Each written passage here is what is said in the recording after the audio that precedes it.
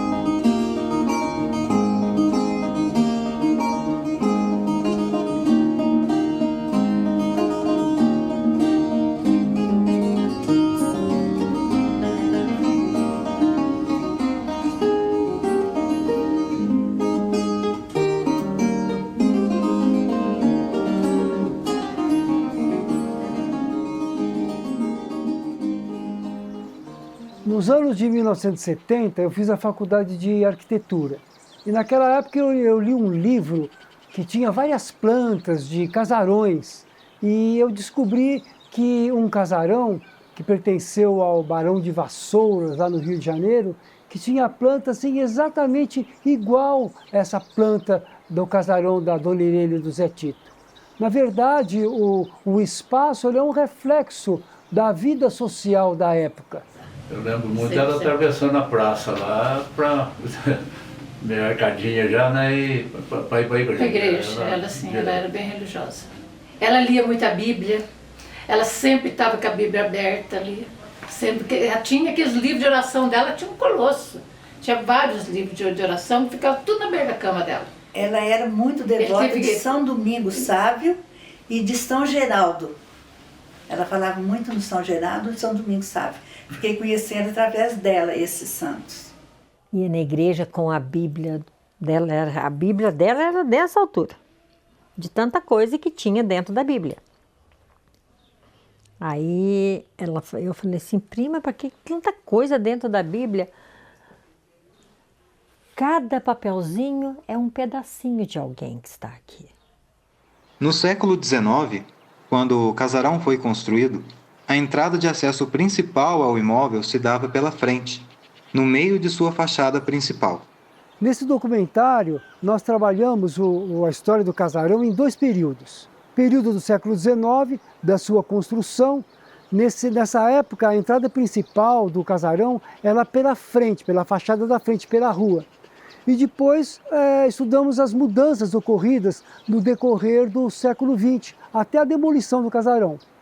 No primeiro período, nós encontramos, subindo da rua, um acesso a uma pequena escada, uma área de recepção. À esquerda, o comércio, uma área de hospedagem à direita para os visitantes e viajantes e uma área estritamente da convivência familiar, mais ao fundo. E a área de cozinha, de serviços, a descida da escada, os porões e o pátio. No período da oficialização da Vila de Ouros, o lugar já era ponto de passagem ao longo do caminho que margeava basicamente o rio Sapucaí-Mirim. Num trabalho que fiz sobre os caminhos do século XVIII, no sul de Minas, chamei esse roteiro de Caminho do Baú, referente ao trânsito da época da mineração, desde o alto da serra, onde hoje é Santo Antônio do Pinhal, passando por Sapucaí-Mirim, São Bento, Paraisópolis e de Ouros até Cachoeira e Pouso Alegre. Foi um acesso inicial do Vale do Paraíba às minas de Santana, Itajubá, Ouro Fino. Em meados do século XX, a entrada principal do casarão, que era pela frente, foi fechada, transformando-se em mais uma janela. A partir daí, o acesso maior passou a ser por um alpendre lateral frontal à direita da fachada, onde se acessava por alguns degraus que levavam à grande porta principal. Ao longo do tempo, a edificação sofreu algumas alterações. Essas mudanças, como a mudança da porta principal de acesso, que era pela frente e que passou a ser pela varanda lateral, foi uma adaptação aos novos usos que o casarão passou a ter. A vida social estava em transformação. A escravidão havia sido abolida. A vila se transformava em cidade. Veio a emancipação e o imóvel era então equipamento urbano importante, servindo a novos usos para a comunidade local. O casarão foi construído por Lúcio da Mota Paz em 1870 e o imóvel foi residência dos familiares até a sua demolição em 2001. O imóvel, assentado na Praça da Matriz, com seu aspecto imponente e seus janelões envidraçados, denotava a riqueza de seus proprietários. O imóvel constituía um símbolo de poder para ser respeitado como uma instituição. As famílias das elites do sul de Minas, na época colonial, seguiam um padrão de educação e cultura letrada, francesa e clássica. Elas costumavam se visitar entre si, promovendo bailes e frequentavam muitas vezes o Palácio Imperial no Rio de Janeiro. Eles viviam a sua riqueza provinda dos negócios agrários, principalmente a produção do café, cuja exportação trouxe à região a estrada de ferro Sapucaí em 1887. Ao lado da recepção ficava o escritório, onde o proprietário realizava suas negociações com os viajantes que chegavam à Vila de Ouros, fossem comerciantes, vendedores, mascates ou demais produtores. O casarão era então um local apropriado para o contato da família com o mundo externo, constituído de fazendas, caminhos, outras vilas e o olhar sempre voltado para a capital do Império, o Rio de Janeiro. Temos que pensar que o transporte naquela época ele acontecia eram caminhos difíceis de terra, muita lama, subindo montanha, descendo os vales, e era tudo a cavalo, ou charretes, carroças, carros de bois. Além das criações que existiam para uso doméstico, né, galinha, boi, porcos, né, muitas vezes esses animais, os porcos de criação, eles eram conduzidos em comitiva, né, por terra, até o embarque que passou a acontecer com o advento da estrada de ferro, né, os trens no final do século XIX. No século XIX, dependendo do tipo e da razão com que as pessoas chegassem, teriam sua acolhida. Se fossem apenas comerciantes de passagem, o negócio era resolvido na própria recepção. Mas se fosse gente importante, como outros fazendeiros, coronéis, capitães, padres ou famílias nobres que chegassem para estadia, elas eram convidadas a ocupar a área de hospedagem.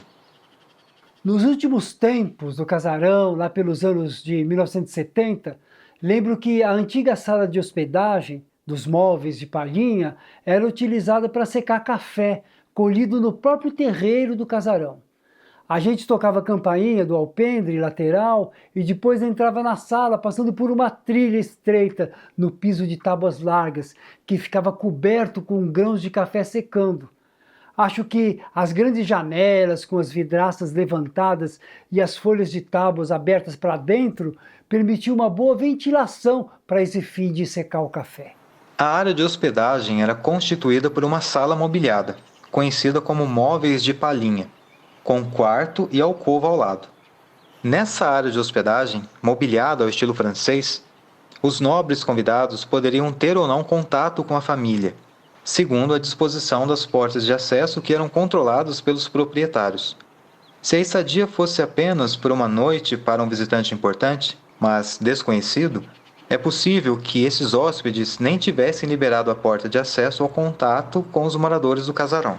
Eu fico imaginando, né, através daquelas janelas enormes, cheias de vidrinhos, aquelas vidraças, como que era o acolhimento dos visitantes no início do casarão, né, no século XIX, os anos de 1850, né, a porta principal que entrava pela frente, dava na recepção, e os hóspedes tinham à sua disposição uma sala, que é a sala dos móveis de palhinha, e uma alcova e um quarto lateral, que dava janelas para onde existe hoje ainda a Casa Carvalho.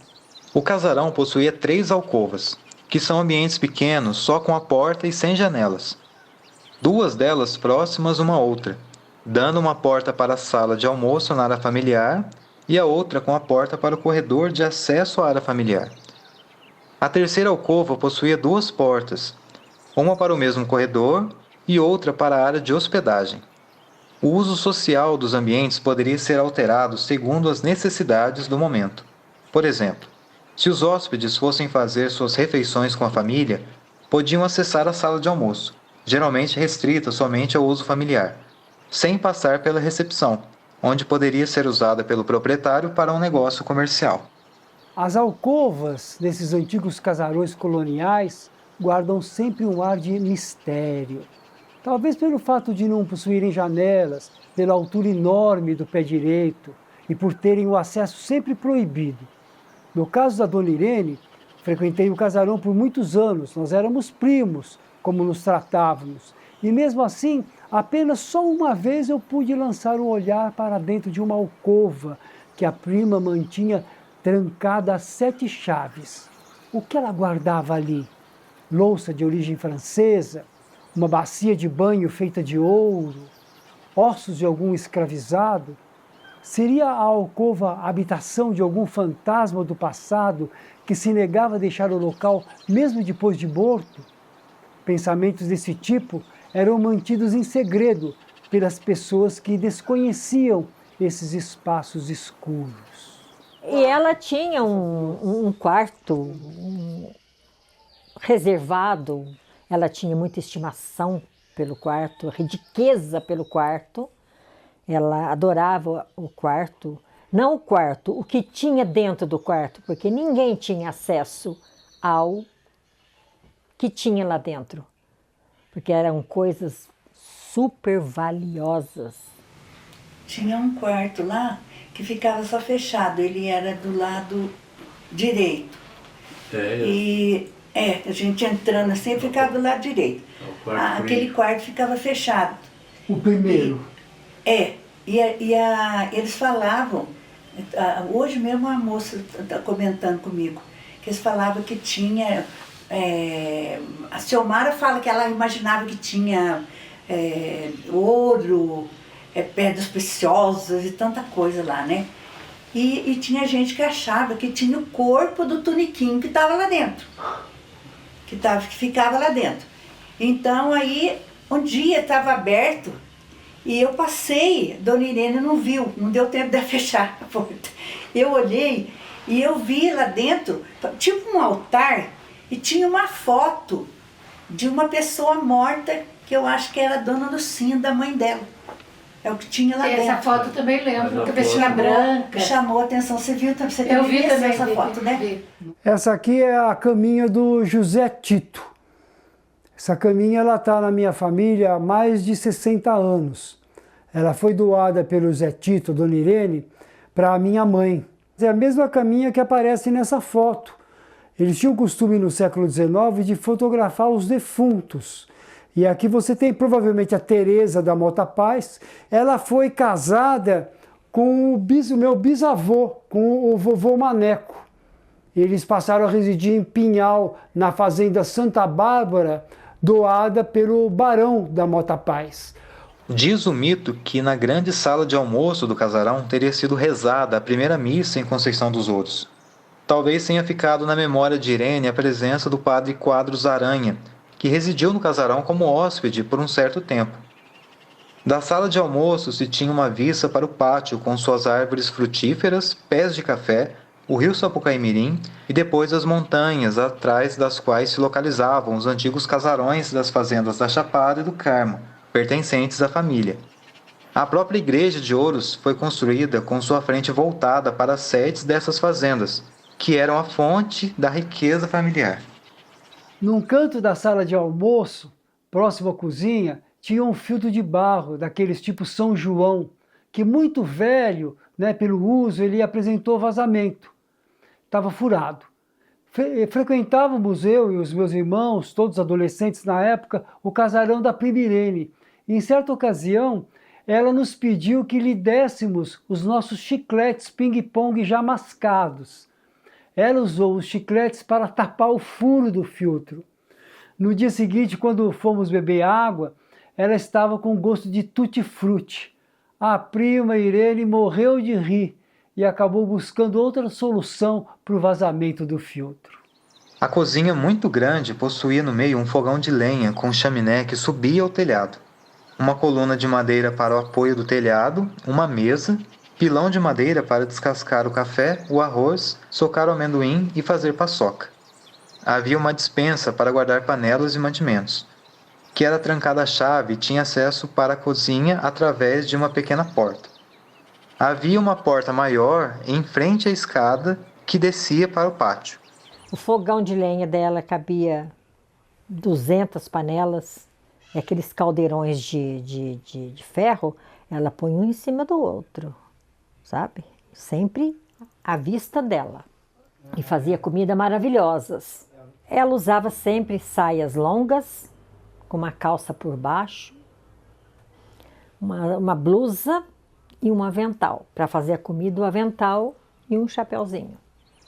Nos anos de 1970, eu frequentei muito o casarão da Dona Irene. E eu lembro que na época, uma parte da cozinha já tinha sido diminuída. E a prima Irene me contou que antigamente tinha uma escrava, uma negra na casa, que o nome dela era Felicidade, e que ela era muito bonita. E que ela tinha sido assassinada nos fundos da cozinha. Por isso que a área da cozinha teria sido diminuída, porque por causa desse homicídio. Se é verdade ou não, não se sabe. Pode ser também uma lenda, um mito que a Dona Irene recebeu através da família dela. Uma escada de madeira descia da área de distribuição entre a cozinha e a sala de almoço em direção aos porões e ao pátio que existia nos fundos do casarão. Feita de madeira de lei, a escada, bastante íngreme, foi desgastada e polida pelos passos dos serviçais e dos moradores que por ela passaram por mais de 150 anos de atividade. Uma verdadeira obra de arte esculpida pelo tempo. E ela tinha uma escada de madeira, você se lembra? O tanque de lavar roupa era lá embaixo, e a escada era íngreme. Então nós queríamos passar a mão nas mangas, que tinha as mangueiras lá toda carregada, aquelas mangas maravilhosas, e ela não gostava de pegar, que a gente pegasse sem pedir. E tem lembrança muito do quintal dela, né? Tem aquela escada que dava para o porão e dava para o pomar. E ela tinha muita mangueira, uma mangueira, e ela colhia as mangas assim, mais ou menos amadurecidas, né? E colocava para madurar, para terminar de amadurecer. E ela deixava passar, geralmente a gente, depois ela dava as mangas para a gente, mas geralmente já estava meio começando a deteriorar um pouquinho. Eu tinha muita lembrança dessas frutas dela, não só manga, mas principalmente manga. 2 janelas para cá, 2 janelas para cá e uma porta com, como que a gente fala aquele? Era um cercadinho de madeira que você tinha acesso naquele cercadinho. E do cercadinho, ela via a gente fazer arte, entendeu? Da sala de jantar. Os porões do casarão serviram inicialmente para abrigo dos escravizados da família. A escravidão foi abolida no Brasil através da Lei Áurea, de 1888. Mesmo assim, até os anos de 1960, ainda se podiam ver algumas argolas de ferro chumbadas às paredes de pedra ou nas vigas que sustentavam o assoalho do imóvel. Na época, é possível que o local tenha sido compartilhado também com animais de serviço e veículos de carga.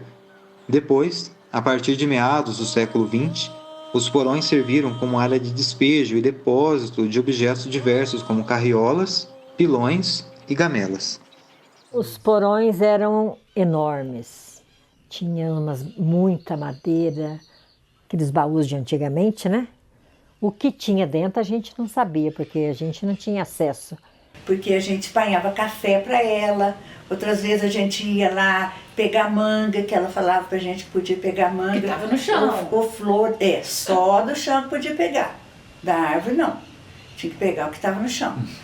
E então a gente descia aquela escada de tábuas largas mesmo, e a gente ia descendo a escada e ia rangendo as tábuas, fazendo aquele barulho, aquele rangido. A gente ficava, e o medão que eu tinha de olhar de lado do porão e ver alguma coisa sair de dentro do porão. Eu morria de medo. Então eu ficava olhando do lado de cá, porque a escada era assim e o porão para cá.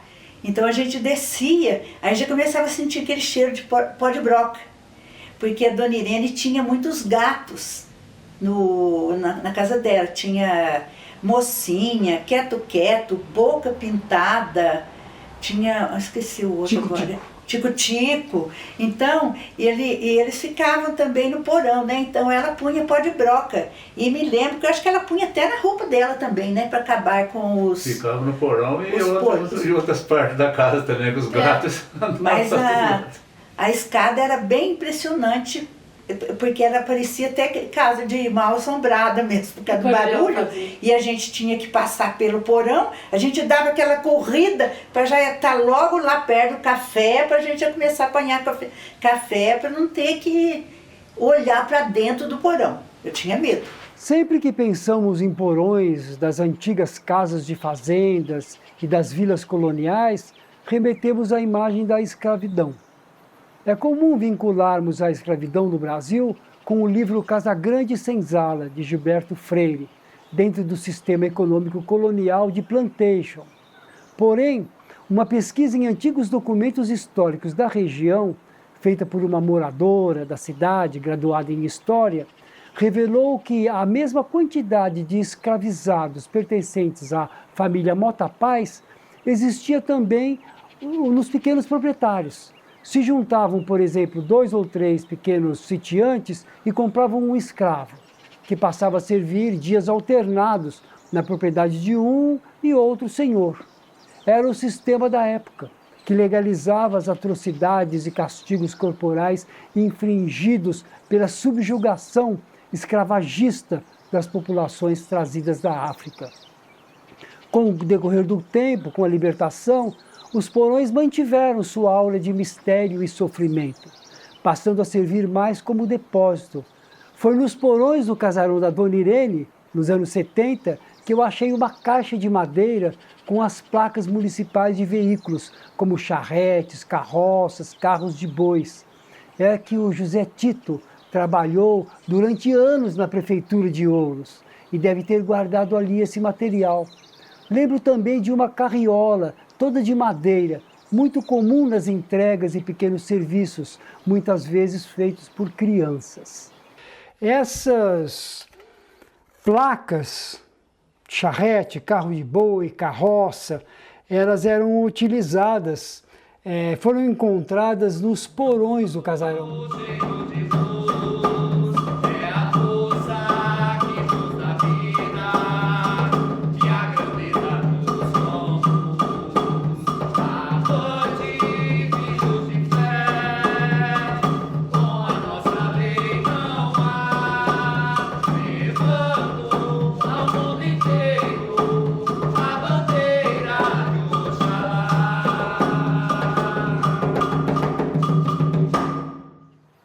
O pátio ocupava o terreno posterior do fundo do imóvel. Ali havia um tanque para os serviços de lavagem de roupa e preparo de caça e pesca. Muitas árvores frutíferas como bananas, laranjas, abacates e figos para doce. Eram cultivados a mandioca, o café e também havia horta para o consumo da família. Originalmente, a porta principal do casarão era pela frente, no meio da fachada e junto à rua. Depois, no século XX, ela foi transferida para um alpendre que foi construído na lateral da edificação. Nesse período mais recente, já existiam casas comerciais na cidade e os negócios não precisavam mais ser feitos dentro do imóvel. Além disso, sabemos que a antiga sala dos hóspedes se transformou na entrada principal, além de ter sido utilizada como escola e área de outros serviços de interesse do município. A fachada frontal do imóvel mostrava muitos janelões com grossos batentes de madeira e folhas de tábua abrindo para dentro. Os vidros colocados do lado de fora. Como no período colonial não existiam fábricas de vidros no Brasil, eles eram importados da Europa e isso constituía sinal de riqueza, poder econômico do proprietário desses imóveis. Nas primeiras décadas dos anos de 1970, quando frequentei bastante o casarão, já podíamos ver que os vidros apresentavam sinais de escorrimento, devido ao longo tempo em que aqueles quadradinhos, então já pouco transparentes, ficavam em pé nas vidraças. Os janelões frontais do casarão, eles serviam de camarotes para a observação dos movimentos na rua e na Praça da Matriz, como, por exemplo, o footing e as procissões que passavam em filas de velas e orações descendo a rua. A chegada era um portãozinho verde, continham 8 degraus, um alpendre com um piso antigo e uma porta com duas repartições, né, porta. Aí a campainha. A gente chegava no alpendre lateral e tocava a campainha. Muitas vezes a campainha estava quebrada e então corríamos da praça pela rua e escalávamos as paredes da fachada, apoiando as mãos no batente de uma das janelas e gritávamos: "Marmota, belezura!". Essa fala da prima Irene era o código para que os moradores da casa ouvirem que havia visitantes querendo entrar. E voltando então para o grande porta do alpendre, nós escutávamos o toque-toque da bengala, os passos ligeiros ou os passos arrastados da prima Irene, do Zé Tito ou da Iracema, e tentávamos adivinhar quem estava vindo abrir a porta. No final, viviam no casarão somente a dona Irene, seu filho José Tito e a criada Iracema, além de vários gatos de estimação. Como a casa era muito grande, sua ocupação se restringia basicamente à antiga sala de recepção, então utilizada como quarto e moradia de mãe e filho. Com a morte da dona Irene em 1992, seu filho José Tito construiu uma casa nova de tijolos no fundo do terreno do casarão e trouxe sua filha Lucinda, que morava com a neta no Paraná, para residir com ele. Minha mãe sempre recebia em São Paulo as cartas e cartões de Natal e aniversário escritos pela prima Irene e pelo José Tito, sempre juntos, mãe e filho. Após as demoradas saudações e cumprimentos, desejando bênçãos religiosas e santas do céu, a prima Irene falava dos guisados apetitosos de agradar o paladar, que a dona Lísia lhe enviava toda vez que estava com a família no Rancho dos Araújos, em Conceição dos Ouros. Nessas ocasiões, era um leve trás de bilhetes e comidas, frutos das moradas que circulavam da praça para a beira da ponte. Mas ela escrevia, sentava na cama e ali ela ficava, ao meu querido, com palavras bem declaradas e palavras de carinho, de consideração. O Zé Tito era uma pessoa aristocrata. Ele era uma pessoa aristocrata. Ele sempre muito bem arrumado, muitas vezes de suspensório. Terno, porque ele trabalhava na prefeitura.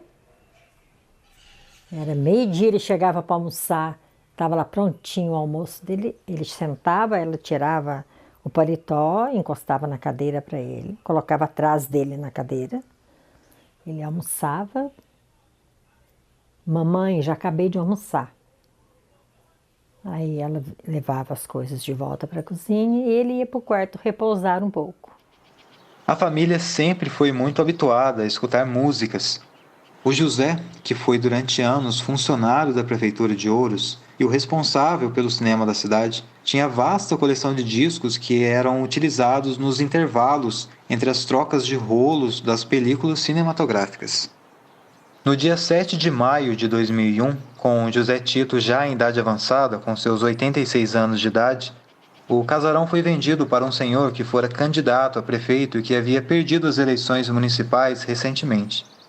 Correndo o boato de que o casarão poderia ser desapropriado pelo prefeito vitorioso, a fim de ser preservado pelo município como memória do seu passado e talvez transformado em museu, o imóvel foi demolido sumariamente durante a noite. Estamos aqui na Praça de Conceição dos Ouros e muitas pessoas das novas gerações me perguntam aonde que ficava o casarão da Dona Irene e do Zé Tito, o casarão colonial. Ele ficava aqui atrás, justamente onde é esse muro de blocos. Era um casarão de porão alto do século XIX, aqueles janelões envidraçados virados para fora, e hoje esse casarão já foi demolido. Quando eles ficaram sabendo que estavam querendo demolir, eles ficaram todos, né, atentos. Aí quando foi no outro, eles foram e demoliram à noite, para ninguém ver. Quando chegou no outro dia, que eles iam tomar providência e tudo mais, eles já tinham demolido. Foi muito corrido. Foi à noite. Eu estava em São Paulo cumprindo a disciplina no meu mestrado em Arqueologia e Patrimônio Histórico e Cultural na USP, quando recebi um telefonema de Ouros, informando que estavam derrubando o casarão da Dona Irene com um trator. Meu coração entrou em sobressalto de tristeza e indignação. Ao chegar de volta para Ouros, o querido casarão já não existia mais, só na memória ficaram as lembranças. Escrevi então uma carta que foi lida na Câmara Municipal, criticando a imensa perda cultural com a destruição desse imóvel representativo da vida em Ouros no século da fundação da vila. Eu, na minha opinião, foi uma judiação ter desmanchado aquela casa, porque aquilo lá era um patrimônio muito grande. Hoje, para mim, poder propor e produzir um documentário sobre o casarão, além de uma ação vinculada com a educação e com a memória, representa uma grande satisfação, devido ao meu envolvimento, né, com esse passado, uma vez que eu convivi lá com aquela família na época da minha adolescência e da juventude. Eu cursei a Faculdade de Arquitetura e Urbanismo em meados dos anos 1970. Na época, eu frequentava bastante Conceição dos Ouros, em viagens de fim de semana e nas férias. A gente tinha o costume, os estudantes de arquitetura, de levar sempre um caderninho de desenho com canetas nanquim para fazer esboços e anotações da paisagem. Numa dessas ocasiões, eu desenhei o casarão e com uma trena medi e fiz um esquema da planta baixa dele. Eu guardei esse material, que depois transformei numa apresentação em computador, junto com imagens de objetos, cartas, cartões e outras memórias referentes ao casarão. E montei isso em cartolina para poder mostrar para os alunos, né, para as pessoas, como é que era a vida lá no século XIX, né? Então aqui você tem um desenho da fachada do casarão já com o alpendre lateral. Aqui nós temos uma janela, um esquema de uma janela do casarão à vista de dentro. Então os vidros são para fora, né? E a folha de tábua era aberta para dentro, uma representação da taipa. Então esses vidros para fora, eles representavam na época dos barões a riqueza, porque não haviam fábricas de vidro no Brasil, os vidros eram trazidos da Europa. À vista dos fundos do casarão, a gente pode observar os porões e a escada de acesso à área da cozinha e à sala de almoço. Esse é o esquema original da planta do casarão, conforme eu fiz lá nos anos de 1976. Esse desenho foi feito já em 96 para efeito didático, para os alunos, mas é a planta que mostra os espaços que existiam no casarão e o estudo sobre o uso desses espaços. Foi esse desenho, a partir desse desenho, que nós utilizamos para fazer a projeção em 3D, a amostra dos circuitos do casarão. Foi muito interessante pegar o material que você me passou e a gente entender juntos com as suas memórias, com as fotos do casarão e reconstruir um pouco de como foi essa vida. Acho que foi um projeto muito baseado nas suas lembranças, nas suas memórias do casarão. A gente trabalhou muito com a memória, então acho que eu precisei bastante da sua ajuda, precisei bastante solicitar o Paulo por conta de, às vezes, algumas lacunas realmente de informações historiográficas. A gente trabalha muito com essa questão da história oral, tem a planta que você desenhou na década de 70, a parte do fundo, porque a gente tem muitas fotos da fachada dela, principalmente a fachada dela no final ali do século XX.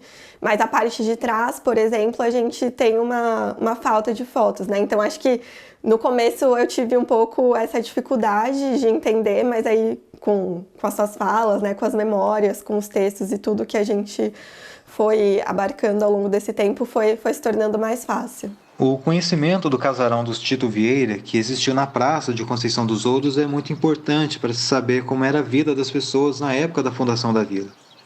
O casarão nos mostra como funcionava a sociedade nos séculos XIX e XX, reconhecendo e refletindo sobre as mudanças que ocorreram no decorrer do tempo.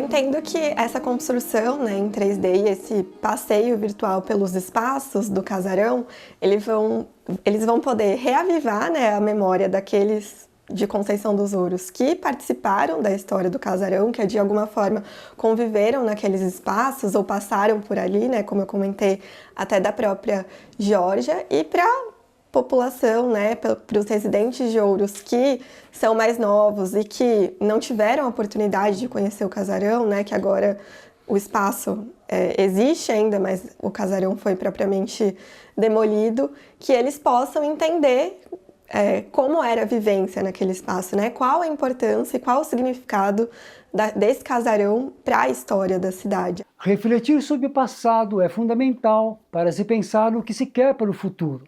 Esse documentário garante às novas gerações o acesso, embora virtual, ao conhecimento sobre o passado da sua cidade e do município. A preservação do patrimônio histórico e cultural forma a base para uma maior qualidade de vida, quando as pessoas podem reconhecer sua identidade com os lugares em que vivem e nos quais viveram seus antepassados. Isso gera uma valorização e respeito pelo que se é, considerando a bagagem presente na formação do próprio cidadão e a sua consciência.